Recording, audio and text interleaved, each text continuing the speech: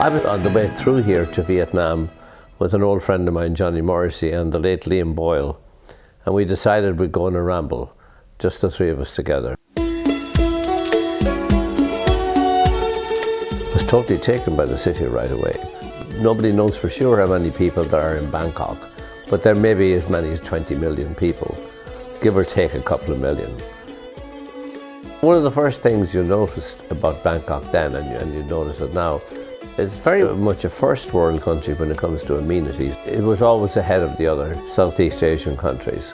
The food is fantastic, and the price of food on the street, for instance, you'd end up paying 1/5 of what you'd pay in a European country or in America.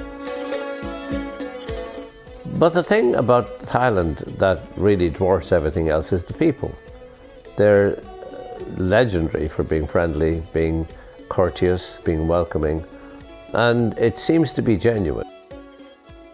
As soon as I realized I was going to be spending time in Bangkok and using it as a hub originally for visiting various countries in Southeast Asia and indeed in Asia in general, I purchased a condo for a ridiculously cheap price. I just sold the house at the time and there was money lying around, so I said, well, why not buy a place instead of always staying in hotels?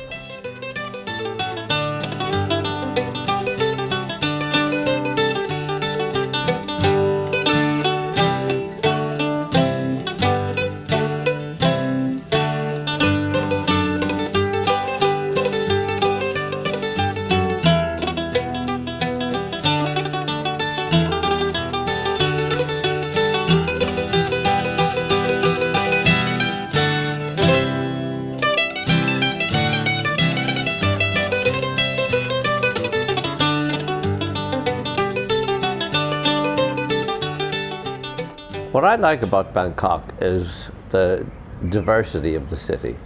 It really is, it's like the League of Nations here, and great tolerance among the Thais of the various visitors that end up here. I started off being a tourist when I came here first. I knew nobody, and all I went to was the tourist places, the various tours of the city, finding the river, going on boat tours. But then I got involved with the Mercy Centre. And the Mercy Centre is in the slaughterhouse, the slums of Bangkok, and notorious for poverty and for drug dealing and for all sorts of nefarious activities, which takes care of kids, street kids, and also addressed the AIDS population epidemic, which was quite strong at that time, going back about 18 years now. And I contacted them and uttered the famous 3 words that get you in trouble anywhere: can I help?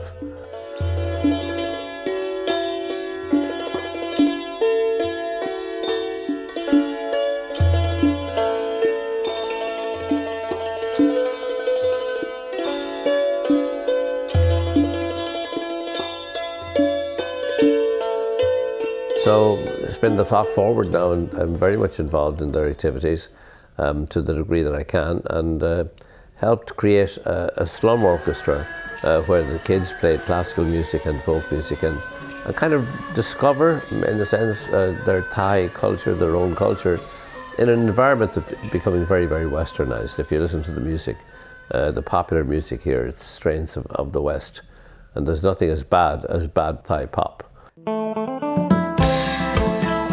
In recent years, I've gone back to teaching political science, which I took a degree in like 1,000 years ago. And I teach that at Thammasat University. It's a university that's highly regarded here. And I get to read about and learn and push myself to teach new literature, which I think they say it's good to give yourself new challenges as you get older. Certainly doing a bit of that. And when I'm here, I take the time off to try to finish writing projects, and when the phone isn't ringing all the time, it's it's conducive to letting the muses speak to you, so to speak. Being in Bangkok for me has always been a problem when it comes to my music, and there's nothing I like more in life than playing music. So it is one of the things that I have to accept when I'm here, is that apart from an odd musician coming through, I'm very unlikely to get the same kind of stimulation in playing music that I do all the time in Ireland and in New York.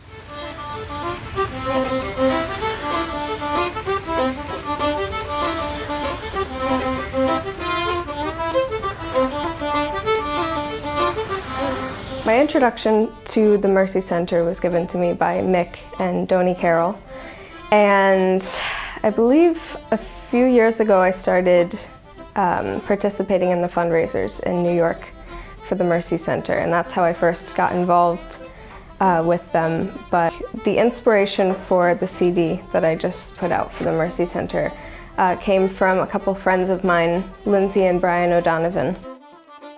I learned about a CD that Lindsay had produced called Lullabies for Love. It was to benefit an orphanage in Africa.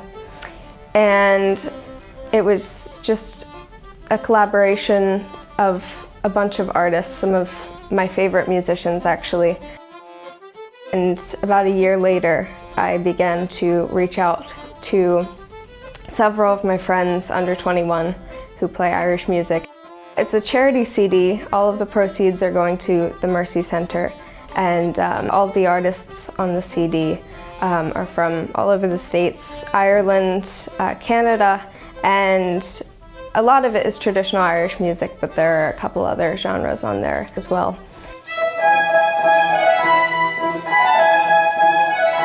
I started with classical at a very young age. Kevin Burke was the first person I ever heard playing Irish music. It was in our local library that my mom saw a poster for Kevin Burke's concert. She didn't know anything about Irish music either, and she just thought, hey, let's go and hear a different genre of music played on the instrument that Haley's playing. And so we went, and I heard him play, and that was it. I just said to my mom, I want to play like that. So I think she got me lessons a few months after that. I had picked up his How to Play Celtic Fiddle DVD, and I learned all the tunes off of there. Well, Haley Richardson is one of our top young musicians in America, and it seems that every generation, one or two or three, come out of nowhere and end up playing the music at an astonishingly advanced level. And I first met Haley when she was 11. She joined us at a concert that I do every year in Philadelphia. And even then I was astonished at her, the word I would use, maturity of her playing.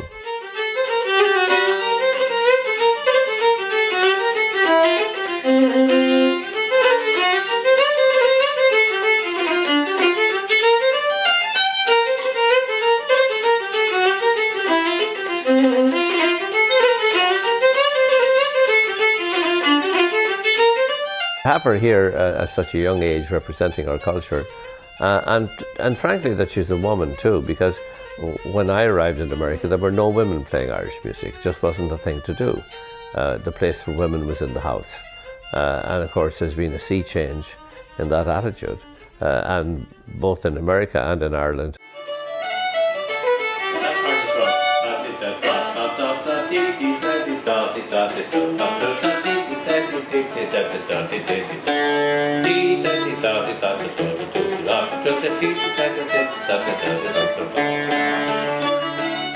He's obviously had a big involvement in the culture of Irish music. He's a big part of that, and obviously he's been a big inspiration for my playing as well, so it's pretty surreal to be able to play with somebody like him.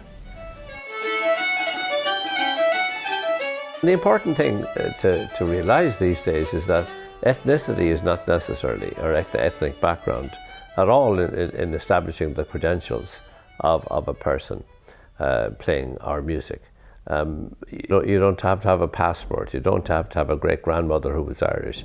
All you have to do is be willing to go on the artistic journey, and it's quite a journey.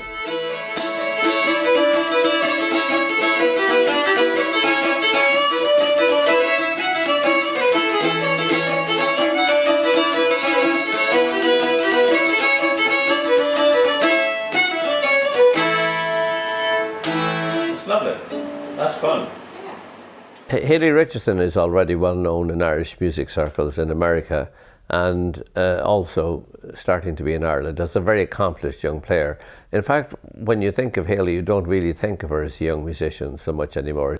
Like, it's nice that she's young, and that's kind of a novelty to that, I suppose.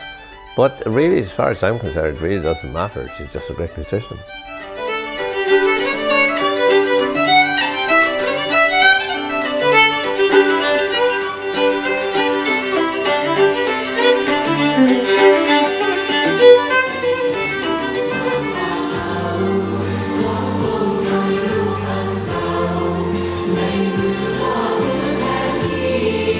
Thailand is famous for its festivals.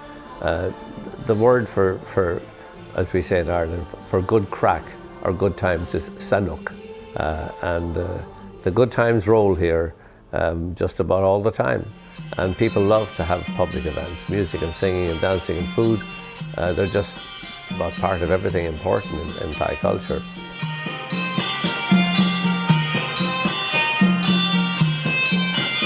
It was also great at that festival to see the coming of age, really, of the Mercy Centre Music and Dance Ensemble.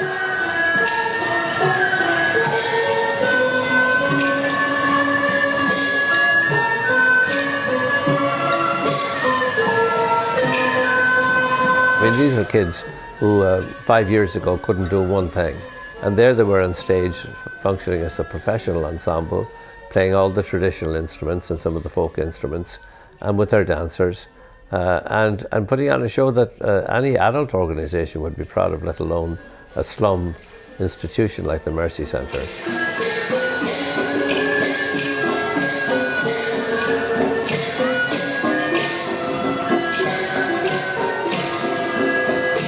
He had a can player on. The can is one of the most famous instruments in Thailand, the precursor to all the freed instruments in the world. It's got a reed, so when you think concertina and accordion, think back a few thousand years and you have your can leading the way.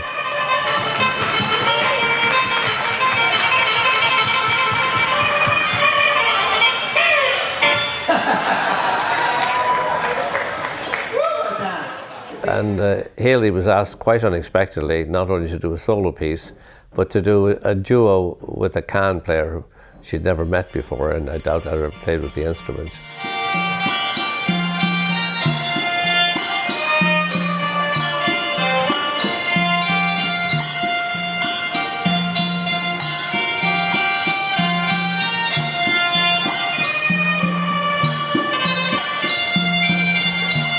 To be honest with you, I had no clue what I was doing, but it was great to be able to go and such a highly produced and really amazing festival and be able to share music that I love so much with other people and to also combine traditions. It's a very fun thing to do.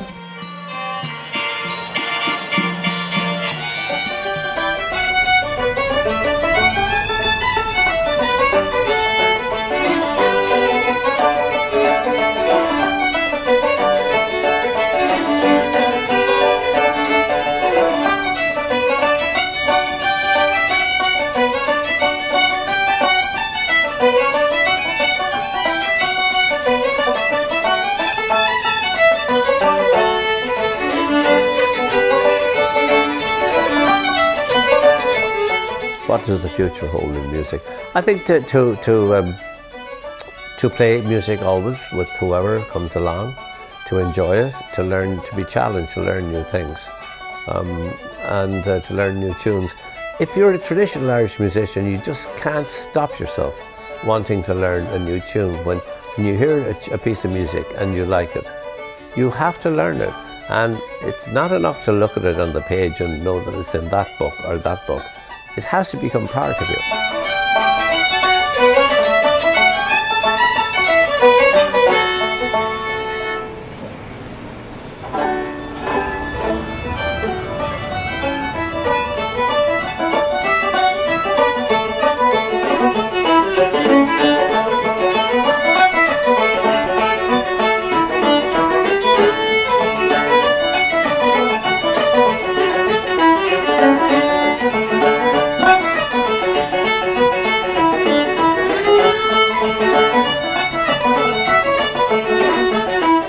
not only is it beautiful music honed over the centuries by countless people and passed on, improved, varied, lovingly by generations of people, but the playing of it is a social act which it links people now all over the world.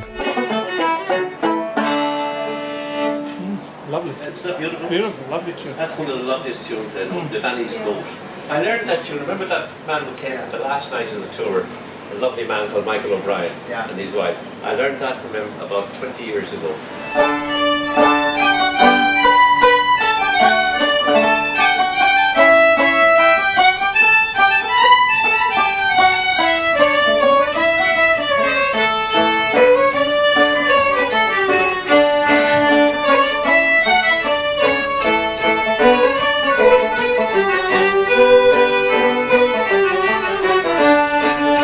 The size of the crowd doesn't matter.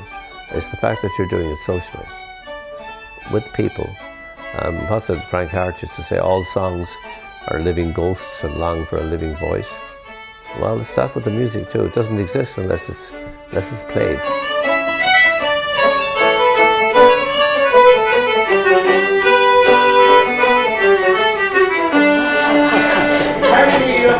You can't hear it. Doesn't matter, you can mime it. You can mime it, yes.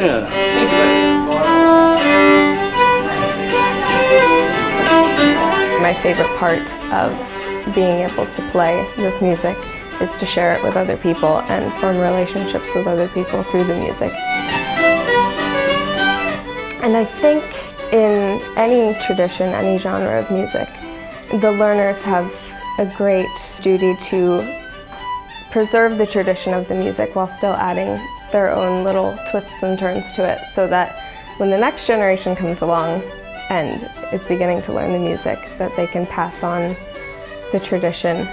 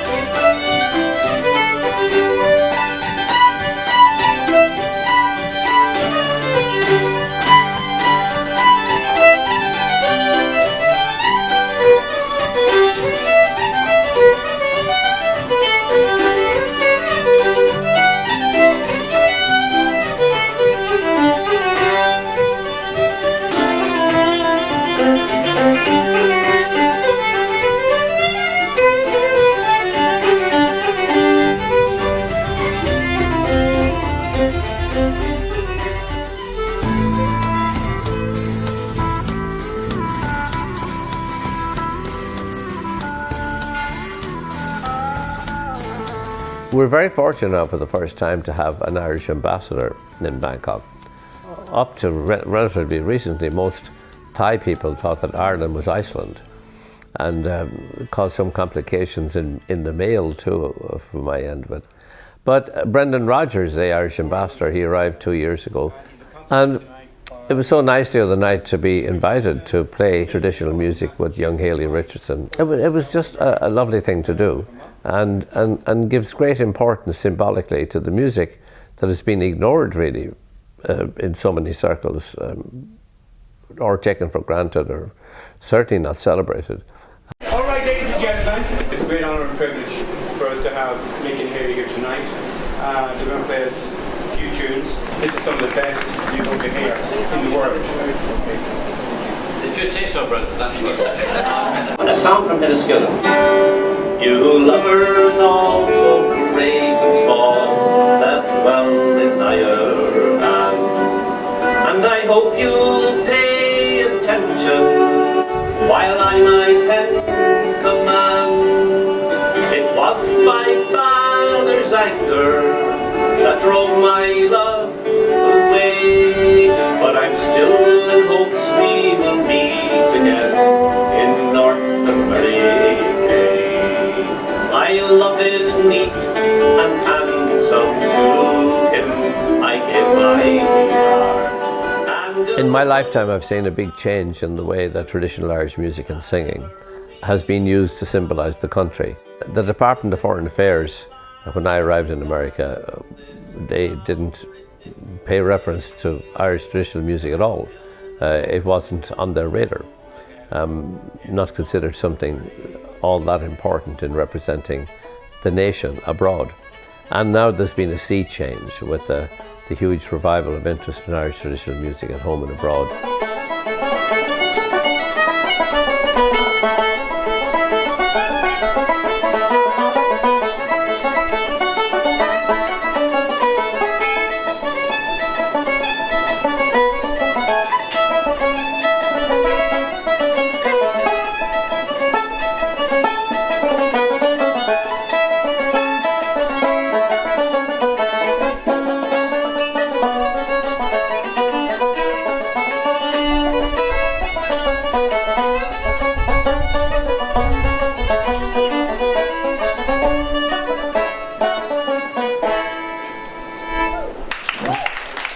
Here in Bangkok, it's wonderful to see Brendan Rogers acknowledge that. And indeed the whole DFA, the Department of Foreign Affairs, they now know that we're known best around the world for our arts, for our theatre, for our literature, for our music, for our dancing.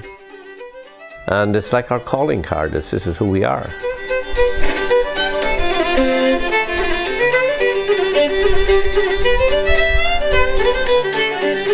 I can't imagine what my life would be like having not played Irish music at all. I hope I just get to continue playing and sharing what I love with other people, and hope they love it too.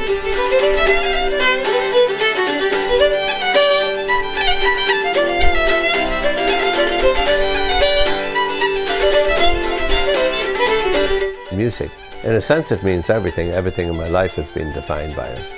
And I think if you're an artist for the motivations of just making art, I think that eventually becomes who you are. On my tombstone, if I have a tombstone, it'll say Moloney Banjo Driver.